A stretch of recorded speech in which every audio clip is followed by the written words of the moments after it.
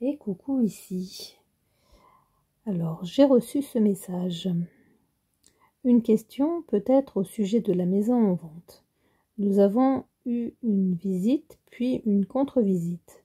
Une offre que nous avons trouvée trop basse. Ils voient leur banque et reviennent vers nous. La question, est-ce nos acheteurs que nous attendons? Donc, j'ai tiré une carte des archétypes qui représente mon consultant aujourd'hui, pendant qu'il est en négociation, et la carte qui est sortie, c'est c'est l'exorciste. Donc je dirais que mon consultant, l'impression qu'il me vient en regardant cette carte, c'est que vivement qu'il la vende, hein, cette maison, hein, parce que là, elle lui bouffe le cerveau, elle est de partout, elle pense maison, il pense maison. Mon consultant, il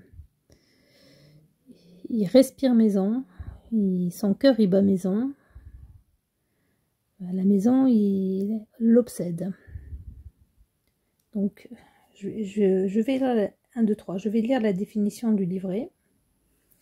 L'exorciste, le chaman, habilité à faire face au mal, possession ou pulsion destructrice ou antisociale chez soi et les autres. L'ombre de l'exorciste s'attaque au mal chez les autres sans avoir le courage d'affronter ses propres démons. Demandez-vous si au cours de votre vie, vous avez dû souvent exorciser les esprits négatifs d'individus ou de groupes sociaux. Donc, dans cet esprit de secteur de vente immobilier, je ressens comme une lassitude d'être déçu. C'est comme si mon consultant, il est convaincu que son bien, il ne le vendra pas ou mal.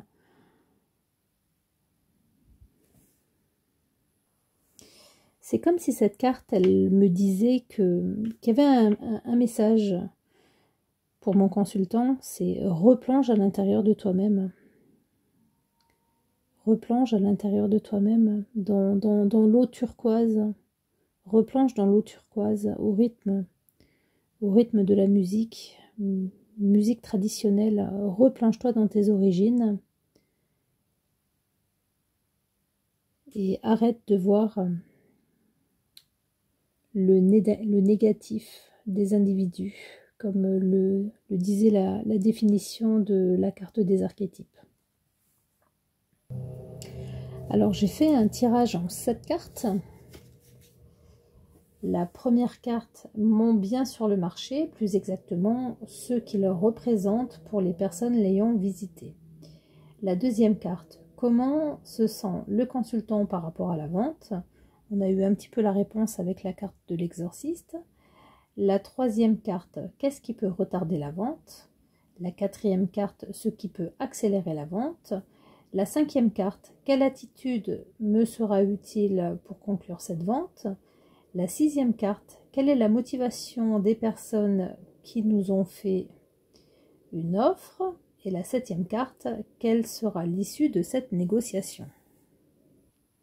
Donc je rappelle ici que je suis amatrice, que j'apprends à tirer les cartes, que j'ai demandé autour de moi aux personnes de mon entourage de me poser des questions pour me permettre d'apprendre, et que je partage ces tirages parce que ça peut éventuellement répondre à d'autres personnes si elles vivent la même situation. Et du coup, ces personnes, écoutez, n'hésitez pas à m'envoyer un mail afin de me solliciter pour que je vous fasse également un tirage. Alors, la première carte, ce que représente mon bien pour les personnes l'ayant visité. Et j'ai tiré le mât. Waouh, ils sont emballés. Hein. Ils sont emballés, ils ont vu sur la mer, le ciel est clair. Il y a un petit nuage au-dessus de la tête de ma sorcière. Le chat de la sorcière, il est bien agrippé sur la robe. On dirait qu'il s'attend à ce qu'elle s'envole.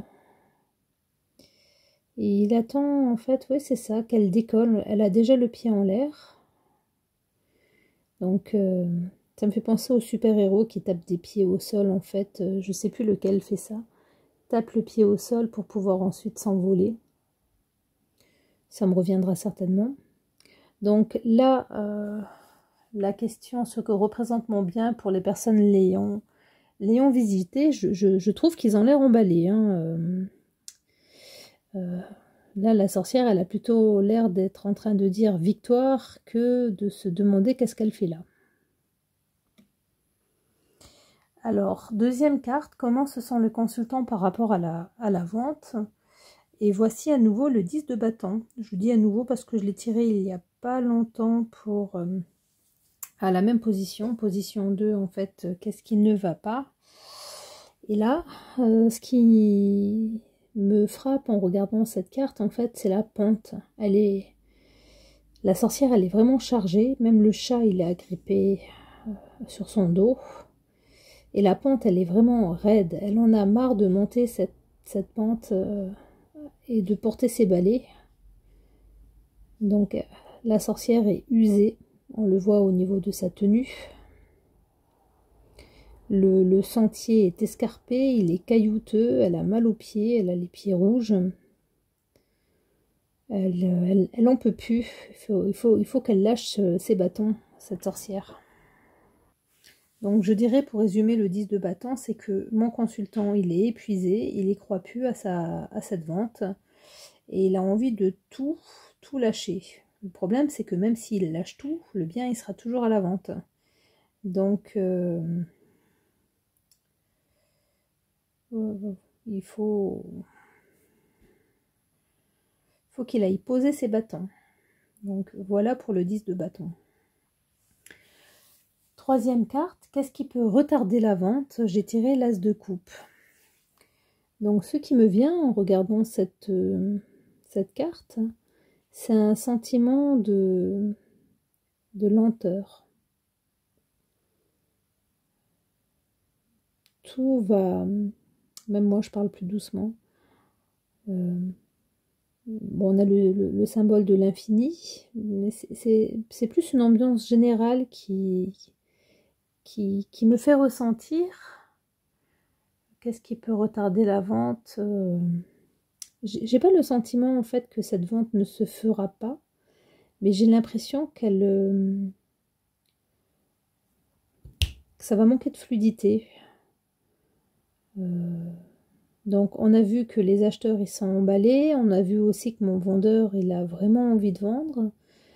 Et qu'est-ce qui fait que qu'est-ce qui peut retarder la vente? Ça va être en fait des lenteurs administratives. Donc là, ça reste bien vert, le chaudron fume. Là, le couple, c'est l'eau, c'est les émotions, c'est le printemps. Mais là, je ressens plus en fait une fin d'automne. Qu'est-ce qui me fait pressentir l'automne et pas le printemps? Pourtant, on a bien en fait les oiseaux. Ouais, l'automne. On a un été très tardif cette année. Donc là, tout est bien vert de partout. Ça commence un peu à sécher derrière ma sorcière. Enfin, là, ce qui me vient, c'est pas le printemps, c'est l'automne. Qu'est-ce qui peut retarder la vente? Pourtant, il y a tout qui me dit printemps et pas automne. Je ressens des lenteurs administratives. Donc voici pour mon as de coupe.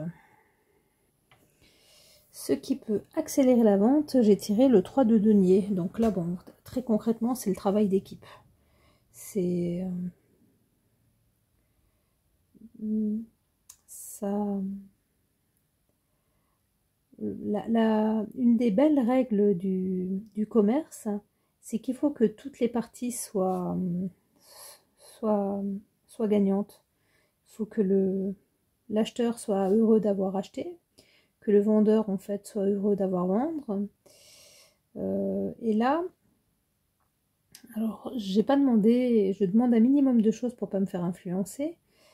J'ai pas demandé au consultant s'il était passé ou pas par un agent immobilier, ou tout simplement en fait les banques. Donc 3 parties en fait, hein, vendeur, acheteur. On va résumer en fait les, la troisième part à tout ce qui est administratif. Il faut qu'ils s'entraident. Il faut qu'ils restent positifs. Encore cette belle vallée verte derrière. Bon, je vais continuer à réfléchir à la saison. Il faut qu'ils s'entraident, qu'ils restent positifs. Et que l'acheteur fasse un effort, que le vendeur en fait fasse également un compromis, qu'ils travaillent ensemble à bouger administrativement toutes les parties pour que la vente se fasse. Il faut qu'ils s'unissent, l'acheteur et le vendeur, de manière à aller de front contre l'administration. Donc c'était la 4e carte. Ce qui peut accélérer la vente, c'est l'union. Très clairement ici pour moi le 3 de denier, c'est l'union. La 5e carte, quelle attitude sera utile au consultant? Encore un as, l'as d'épée. Donc notre jolie sorcière, elle a bien les pieds sur terre et la tête dans les étoiles.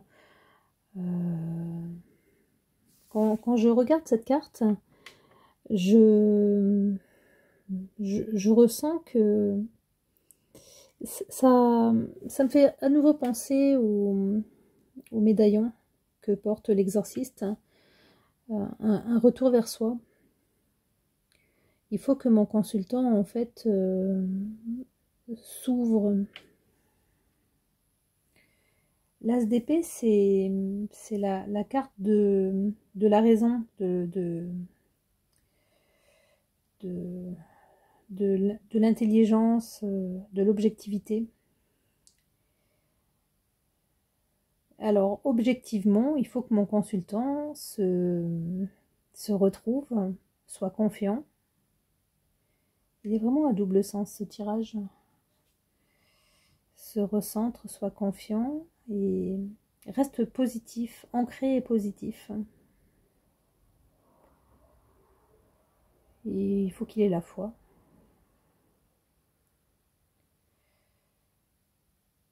On dirait Excalibur qui tient son épée. Le chat à côté de la sorcière, lui, il est confiant. Il faut qu'elle lâche le...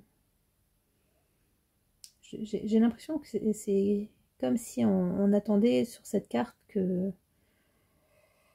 ma sorcière, elle lâche sa main droite et que son chapeau ne s'envolera pas, qu'il restera bien en fait posé sur sa tête.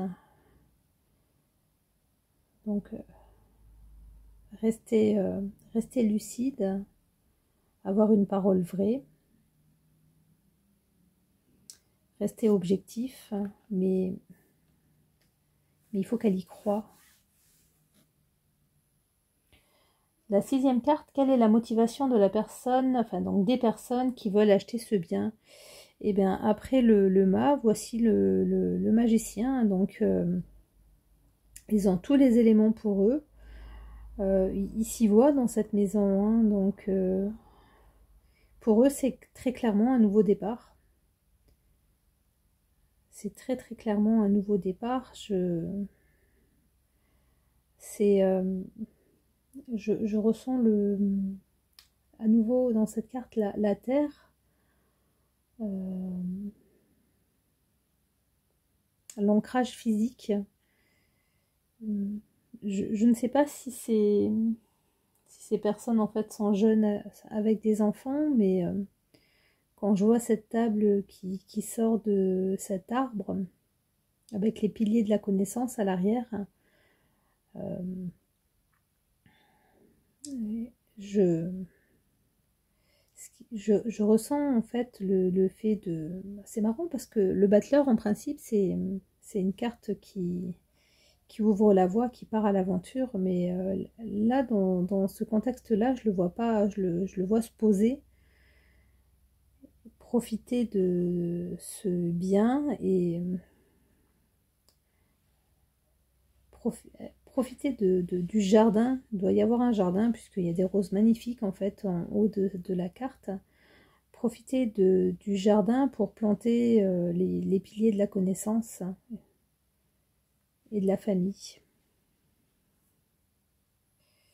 Et pour la 7e carte, quelle est l'issue de cette négociation? Voici le monde. Donc elle est ravie, ma sorcière, elle est étendue sur le sable avec son chat, son petit cocktail, ses fruits, l'air tiède, les pieds dans l'eau. Elle est retournée à la source, ma sorcière, peut-être en vacances. Le monde, c'est la plénitude, le bonheur, l'éveil, l'arrivée. Qu'est-ce qui peut empêcher cette... Est-ce les acheteurs que nous attendons? Restons positifs. Ben, écoutez, j'ai envie de dire oui, hein. Il y a toutes les cartes qui se sont montrées favorables sur ce tirage. Alors, après le tirage, j'ai pour habitude de retirer une carte des archétypes qui représente mon consultant si il met en application ses petits conseils, on va dire. Et là, j'ai tiré la carte du guerrier. Donc cette carte, elle représente un soldat, amazone, mercenaire, bandit armé, samouraï, police anticriminelle. Représente la force physique et la capacité de défendre et de protéger ses droits ainsi que de se battre pour eux. A une connotation d'invincibilité, de loyauté et du passage de l'adolescent à l'homme adulte. Peut aussi avoir rapport avec la femme comme les légendaires amazones. La guerrière se reconnaît chez les femmes qui en libèrent et en protègent d'autres et qui ont besoin d'être représentées.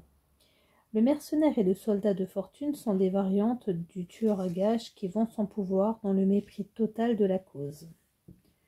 Le bandit armé et le samouraï font appel à nos rêves d'indépendance et d'autodéfense. Cependant, ils portent aussi l'héritage historique du prédateur diabolique. D'un point de vue positif, cet archétype nous avertit du risque que nous prenons en investissant notre pouvoir dans une cause injuste ou égoïste. Le modèle du guerrier spirituel de Dan Milam, Chogyam Trungpa et d'autres vous invite à vous servir des vertus classiques du guerrier que sont l'héroïsme, le stoïsme et le sacrifice personnel dans l'intention de conquérir l'ego et de gagner la maîtrise de votre monde intérieur. L'ombre du guerrier déforme ou délaisse les principes éthiques au nom de la victoire à tout prix. Vous êtes-vous souvent engagé dans des batailles courageuses chaque fois que c'était nécessaire? Donc, je ressens un double message pour mon consultant entre cet exorciste et ce guerrier. C'est comme si on me disait en fait qu'il faut qu'il s'occupe de son bien immobilier, mais il faut aussi en fait qu'il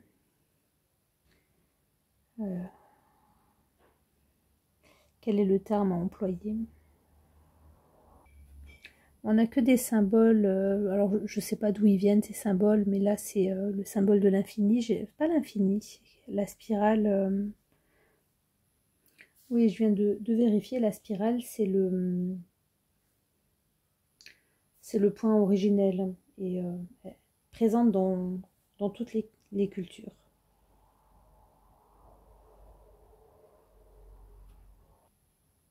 Donc voilà.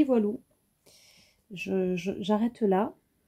Je laisse mon consultant me faire son retour, qu'il soit négatif ou positif. Et puis pour les personnes qui auront vu ce tirage, eh ben, écoutez, n'hésitez pas non plus à me dire ce que vous en pensez. Et donc je disais double travail. Il n'y a pas que le bien immobilier à la vente, même si les acheteurs qui se sont présentés, ça a l'air d'être les bons. On demande à mon consultant de se reconnecter à ses valeurs. Voilà, à bientôt.